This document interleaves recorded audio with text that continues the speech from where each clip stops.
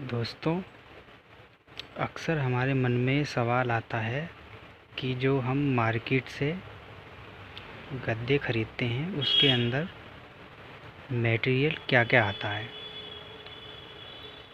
तो जो हम मार्केट से गद्दे ख़रीदते हैं जैसे कि स्लीपवेल, कर्लॉन, लिब्रा, आरपी या जो भी, उसमें बेसिकली 3 तरीके का मटेरियल आता है। उसमें बॉन्डेड, ईपी और फोम।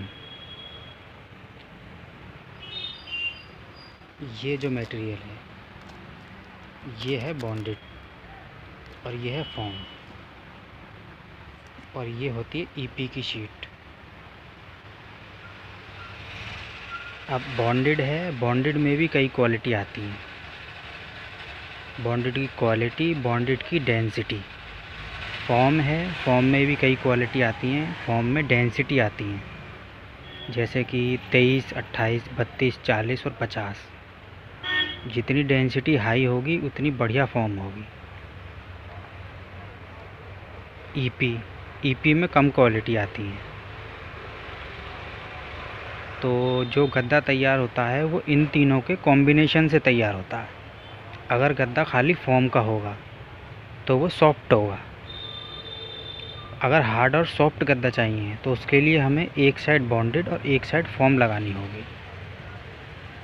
अगर हमें यही कॉम्बिनेशन सस्ते में चाहिए तो एक साइड हमें बॉन्डेड लगानी होगी, बीच में ईपी की शीट और फिर फॉर्म, उसके ऊपर ये कवरिंग। इसे हम कहते हैं कुल्टिंग। तो गद्दा इस तरीके से तैयार होता है। ये अब इसमें 4 इंची, 5 इंची, 6 इंची, 7 इंची, 8 इंची, 10 इंची सब कुछ मार्केट में मिल जाएगा। इसके बाद दूसरे जो टाइप का गद्दा आता है वो आता है स्प्रिंग का। स्प्रिंग का गद्दा मार्केट में कम चलता है क्योंकि उसकी लाइफ कम है। स्प्रिंग का गद्दा जल्दी ख़राब हो जाता है, स्प्रिंग लूज़ हो जाते हैं।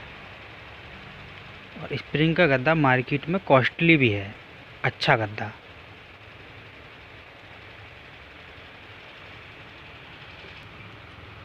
मार्केट में आप जाते हैं तो शोरूम पे दुकानदार से आप ये पूछ सकते हैं कि इस गद्दे का ब्लॉक फॉर्मेशन क्या है, इस गद्दे के अंदर क्या है, क्या गारंटी है, क्या वारंटी है।